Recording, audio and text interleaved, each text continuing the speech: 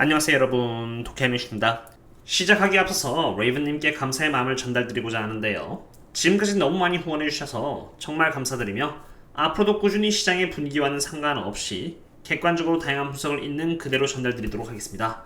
혹시라도 제가 도움을 드릴 수 있는 부분이 있다면 레이븐님께서는 언제든지 텔레그램에 남겨주시면 되겠습니다.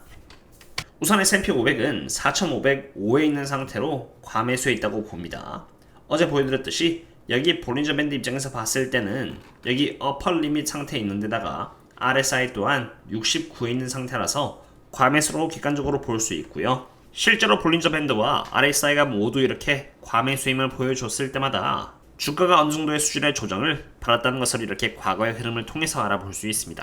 그리고 추가로 엘리엇 웨이브 또한 그려보았는데요. 엘리엇 웨이브의 경우는 정말 트레이딩을 주무기로 하시는 분들에게만 잘 알려져 있는 투자 기법으로 사실 제가 봤을 때 차트에 있어서 거의 마지막이라고 해도 과언이 아닐 정도입니다.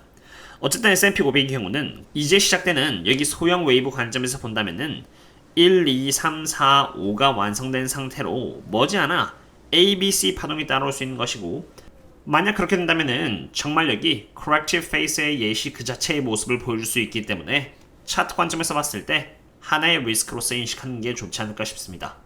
그리고 아까 보여드렸던 것처럼 볼린저 밴드 RSI의 흐름과 나름 일치하기 때문에 확률이 높아지는 것도 사실입니다. 거기다가 추가로 멤버십 분들께도 말씀드렸듯이 다음 주 금요일은 S&P 500의 옵션 만기일이 있는 날입니다. 지난주 금요일날 기준으로 해서 옵션 세력들은 여기 4,500의 위치에 다수의 콜옵션을 포진해 놓았고요. 지수가 추가적으로 4,500을 넘어서 상승을 하려고 할 때마다 콜옵션 트레이더들은 수익을 실현함에 따라서 계속 지수를 4,500 근처 또는 이내로 끌어당기게 됩니다. 물론 이 콜옵션 포지션들이 4,500에서 4,600 쪽으로 이동하게 된다면 다른 문제이겠지만, 이러한 포지션에 있어서 변화가 없는 이상은 S&P 500은 4,500을 지나서 꾸준히 랠리를 펼치기 힘들어지겠습니다. 옵션하는 게 이러한 모습 또한 차트의 현 위치와 어느 정도 들어맞는 부분이 되겠습니다. 전 여기 텔레그램에서 멤버십분들 상으로 탑다운 형식의 거시경제와 버츠먼 방식으로 저평가된 종목들을 분석드리고 있는데요. 매일 하루도 쉬지 않고 그날그날 했었던 매크로 현황과 채권 시장의 현황을 함께 분석드림으로써 현금 비중을 결정하고요. 옵션 세력과 연계를 해서 단기간에 50% 넘는 상승률을 보여준 쇼피파이라던가 캐터필러 혹은 페이팔과 같이 옵션 세력들의 움직임을 관찰하고 그들이 어떠한 이유로 투자를 하였는지 최대한 분석해서 저평가인 종목들만 단기적으로 투자를 이어나가고 있는 상태입니다. 지금까지 3개 종목 모두 훌륭한 흐름을 유지해주고 있는 상태이고요. 그리고 장투 종목으로는 테슬라와 여기 이렇게 보잉, 그리고 원유 섹터를 상으로 투자를 하면서 차트 분석이나 펀더멘탈 분석 등을 매번 제공드리고 있고, 그것 외로는 이렇게 네이버 카페에서 멤버십 분들 상으로 개별 주식에 대한 요청을 받아서 따로 분석을 드리고 있습니다. 혹시도 저희들과 함께 공부를 하면서 안정적으로 투자를 천천히 확실하게 이어나가고 싶으시다면은 여기 가입 버튼을 누르시고 신사학개미로 조인해 주신 뒤 커뮤니티 탭에 적혀져 있는 링크를 통해서 들어와 주시면 되겠습니다. 그럼 이제 테슬라를 보도록 하겠습니다. 테슬라의 경우는 멤버십 분들 상으로 이렇게 저렴해질 때마다 이렇게 매수 업데이트를 드리면서 꾸준히 모아나가고 있는 장투 종목 중에 하나인데요. 테슬라의 주주입니다만 많은 분들의 상으로 꾸준히 분석을 드리는 만큼 객관적으로 지금을 봤을 때 여러가지 부분들이 우려가 됩니다. 가장 첫 번째 부분은 차트 부분으로 이렇게 엘리엇 웨이브를 보시면은 1, 2, 3, 4, 5 파동을 전부 다 완성시켰고요. 이 과정에서 만약에 이번에 이렇게 7월 19일 날 실적 발표가 됨에 따라서 주가가 하락하게 된다면은 그때부터는 A 파동이 시작하게 됩니다. 참고로 A, B, C 파동의 경우는 그전 1, 2, 3, 4, 5 파동과 반대되는 흐름을 갖고 있기 때문에 테슬라의 실적 발표와 함께 A 파동이 시작된다면은 B, C 파동까지도 이어질 수 있으므로 예의주시한 부분이 되겠습니다. 물론 여기 텔레그램 멤버십 분들과 네이버의 프리미엄 컨텐츠 구독자분들을 대상으로는 혹여라도 A 파동이 시작됐다면은 B와 C도 따라와 줄 것인데, 그 과정과 밸류에이션을 꾸준히 공유드리면서 과거 이렇게 155달러대와 140달러대에 적절하게 저렴하게 매집을 하였듯이 이번에도 마찬가지로 적정한 가격대에 대응을 할 수 있도록 서포트를 하도록 하겠습니다. 그럼 이제 테슬라의 밸류에이션을 체크해 보도록 하겠습니다. 테슬라의 밸류에이션은 지금 프라이스 OCF 기준으로 60.36배를 받고 있는데요. 이 말인즉슨 테슬라가 만들어내는 연 영업현금 흐름 대비해서 시가총액이 약 60배를 받고 있다는 것을 의미합니다. 잘 보시면은 2023년에는 18%, 24년에는 27%, 그리고 25년에는 27%로 꽤나 괜찮은 성장률을 보여주고 있는 상태인데요.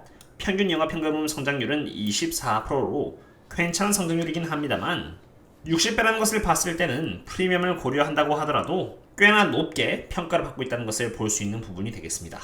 테슬라 실적이 잘 나와서 더 높게 올라가면은 나쁠 것은 없겠지만 차트적인 관점에서라든가 또는 밸류에이션 관점에서 바라봤을 때 주가가 더 높게 올라가려면은 실적과 가이던스가 상당히 잘 나와야 한다고 보고 있고요. 만약 그것을 만족시켜주지 못한다면은 여기 엘리엇 웨이브 티어럼에 따라서 어느 정도의 조정을 받을 수 있는 리스크 또한 존재하기 때문에 제가 만약 추매를 한다면은 조금 더 지켜보고 판단할 것 같습니다. 오랜 기간에 걸쳐서 추매를 해왔기 때문에 추격 매수를 할 정도로 급할 것도 없는 상태입니다. 테슬라의 실적 발표를 앞두고 있기 때문에 테슬라의 차트와 밸류에이션을 체크해 보았고요. 이번엔 간단하게 거시경제를 짚고 넘어가 보겠습니다. 헤드라인 CPI와 코어 CPI가 낮게 나왔음에도 불구하고 7월달의 금리 인상률은 떨어지지 않고 오히려 92%로 오르기만 했습니다. 이것은 제가 매번 체크하는 지표 중 하나로 분명 CPI 발표 전에는 88%였는데 오히려 이렇게 반등을 해주었고요. 11월달까지의 금리 인상률은 131%로 100%를 넘었다는 것 자체가 23년 안에 금리 인상 2번을 채권 쪽에서는 염두에 두고 있다는 것을 의미합니다. 주식시장에서는 CPI의 발표와 함께 주가가 상승하는 모습을 보여주었습니다만 그럼에도 불구하고 금리 인상률 측면에서는 확률이 하락하긴커녕 상승해준 것은 이제 기저효과가 끝남에 따라서 CPI가 반등할 가능성이 높다는 것을 채권시장은 알고 있고 그에 따라서 주식시장이 갖고 있는 금리 인하의 기대감과는 달리 연준이 꾸준히 금리 인상의 가능성을 열어둘 것이라고 판단하고 있기 때문입니다. 기저효과에 대한 부분은 제가 여러 차례 설명을 실제 CPI 과거 수치를 통틀어서 멤버십 분들께 자세하게 설명을 드린 바 있는데요. 다시 한 번 더 간단하게 언급드리자면은 CPI에 있어서 3.0%가 이렇게 나온 이유는 2022년 6월부터 12월달까지의 CPI 성장률이 거의 0%에 가까웠기 때문입니다.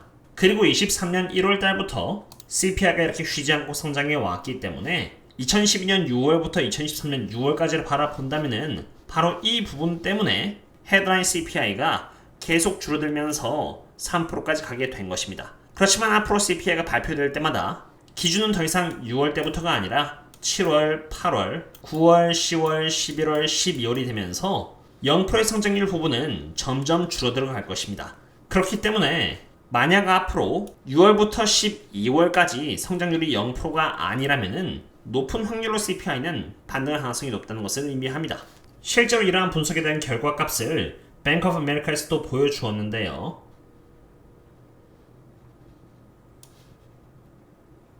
리포트에 대한 해석 또한 제가 멤버십 분들 상으로 해드리는데 리포트에서 제가 방금 설명드린 기저효과에 대한 부분은 바로 이 부분으로 여기 잘 보시면은 이제 앞으로 CPI가 0.1%만 상승을 해도 CPI는 3.0%에서 이렇게 3.4%로 반등을 하게 되고요. 0.2%만 상승을 해도 이렇게 4.0%로 상승하게 될 것임을 볼 수 있습니다.